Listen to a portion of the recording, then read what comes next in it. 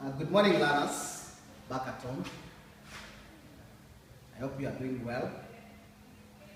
Welcome to today's lesson, our science lesson today. It's going to be a very different lesson from what we've been doing because of the distance that we are in. We're very far from where we are, and so the remaining part of that chapter cannot be taught while you're at home. It can only be demonstrated because we are to be taught how to be able to connect the computer, so that it can only be done while we are around. But I want to revise the questions that we did, that I had given you.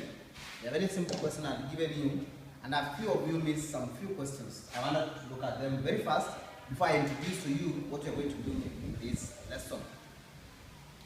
So I had given you an assessment to check whether you understood exactly what we did. And question number one, you are supposed to write whether true or false. So state true or false. That a mouse, we are looking at the functions of the mouse. You know what a mouse looks like? How it looks like? It looks like this. It has a cord here where it's connected to a keyboard. So we want to identify functions of the mouse. And so you are supposed to say whether true or not. So a mouse is used to A, point at objects on a computer screen. Is it what we use to point on objects? Yes, it's the one that we use. So that is true. A mouse is used to select items or text on the computer screen. Yes, sometimes we use the mouse to be able to select. Not even sometimes, all the times. You need to point and what you want to select, and then just click it click the mouse and you get it selected. The other question was, a mouse is used to type text. That is not true. Learn what we use to type text. We use the keyboard. So that is false. A mouse is used to scroll through a document. If you want to go through a document, of course, at your far right, there is an arrow up and down that can be able to move the content that you want to read. So it is the one that we use, it's true. And also, the last one, a mouse is used to draw diagrams in the computer. That is very true. We use a mouse to be able to draw diagrams. I've ever seen you many times in the computer with Mr. George Sewe, and you're drawing maybe a cat, you're drawing a house, maybe you want to do it using shapes, rectangular shapes, circular shapes, and even the triangular shapes. So you can be able to use that to be able to draw. So that is how it's supposed to be. Then we have the next step, add other parts and their function to the list. So the functions of the list is on one side, and then the name of the part. A, to switch on the laptop, you need to press the power button. You press the power button to be able to switch it on. I demonstrate to you where the power button is found. To type words, numbers, and characters, you use the keyboard. The keyboard is the one that you use. Use your hands to be able to type. To see what you have typed on there, you see what you have typed on there. Where do you see the numbers, the characters, and all that? Even the drawings that you make, where do you see them? They are displayed on the screen or the monitor. If you wrote screen or the monitor, I gave you the answer. Then you use it to listen to sound from the computer. What do you use? You use what you call the headphone. You use the headphone. Most of you are saying the speaker. It's not true. It's not a speaker. It's called a headphone. A speaker is fixed on the computer. That's sometimes when you're not using the headphones, you can just hear the sound from the computer, and the sound is from the speakers. But when you connect it to the computer, when you connect the headphones to the computer, you don't hear the sound from the speakers, but you listen them the sound from the headphones. Then lastly, you use it to make a printed copy of the work that you are doing. After you finish, you say print. What do you use to print? We use a printer. There are several types of printers, and so we use a printer. There is one thing I also wanted to say. I just do for you a simple laptop. These are the keyboard. So I told you there's a camera here. That camera has a name called a cam camera. Sorry, web camera. Sorry, web camera. This is important. Take note of that because it will be asked in the exam. It is called a web camera. Web camera. So much for that. I want us to now move to what I want us to know in this lesson today. And we're going to move to something different from what we've been doing. And we are going to begin the chapter states of matter. States of matter. States of matter. So this is the new chapter that we're going to begin today. The states of matter. You're going to realize that we interact with so many things in our environment, and I just explained to you what environment means.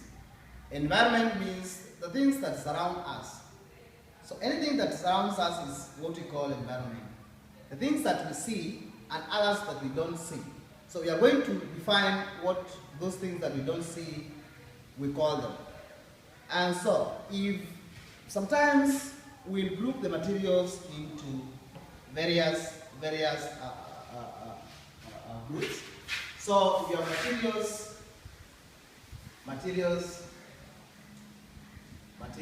that you can touch. There are those things that you can be able to touch. And then, when you touch them, they can be seen. Materials that we can see, can see, touch, and this material, they feel soft or hard. They are materials that when you can be able to see them, you can be able to touch them. When you touch them, they feel either soft or hard. The other materials, of course, things that can be grouped, can be seen and felt. There are those materials that can be seen and felt.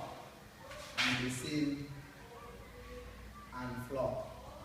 I want you to understand, I want you to underline those parts. Very, very important. This is what will guide us to be able to understand what states of matter is. And last, we have a group that can be felt, but cannot be seen. Materials or things, in this case there is things that can be felt, but cannot be seen. Cannot be seen.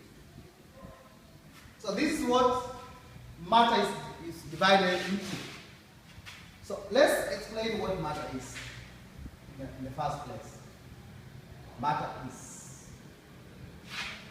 We want to explain what exactly matter is before we come to the states of matter. And so I'm going to give you the meaning of matter. So matter is anything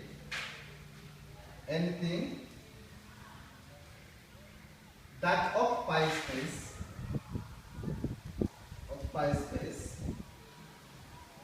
and has mass or weight. Sometimes we talk about mass, we can also talk about weight. So anything that occupies space. What do we mean by occupying space, Lana? When you sit on a chair, as a person, when you sit on your locker, just on the chair, and the locker is there, nobody can come and sit where you are because you have already occupied a space.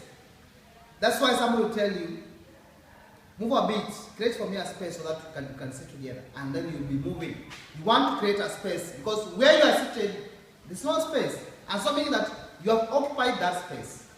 If you have 2 chairs and you are 3, if 2 of you sit down, 1 will remain standing. So that person doesn't have a space to sit because there are only 2 spaces, that is 2 spaces from the chairs, there are 2 there. And so, anything that occupies space and has weight, you have weight, Lana, you have mass. Also time you go to the weighing balance and you want to check your weight. Sometimes you find yourself having 20 kg, something. That is what we call weight. But in other words, we call it mass because weight is something different, as you will know as you continue to learn, even in class 7 and 8 or even 6. You will now come to realize there's a difference between weight and mass. So we're going to, but anything that occupies space and has mass or weight is what we call matter. So you want to look at these things just that you have said. So matter exists in three ways. Number 1 way, we have materials that we can see, touch, feel. Touch, feel. And so when you feel them, they are either soft or hard. And also matter is also grouped in another category of those materials that can be seen and flow. And then we have things that can be felt but cannot be seen. So that is what we refer to as matter. So matter is divided into three groups. So I don't want to continue because I want us in our next lesson to be able to identify now these 3 groups of materials. So I hope you have written this. You begin by writing this and then say matter is anything that occupies space and has mass. So in our next lesson, a very interesting lesson. Now we are going to group the groups, the materials. We are going to be given a group of materials. Then we are going to group them in these 3 classes. And from there, Lana, I will explain to you the 3 different classes of states of matter. God bless you. Write, copy these notes. In our next lesson, I'm going to give you some work. Thank you and God bless you.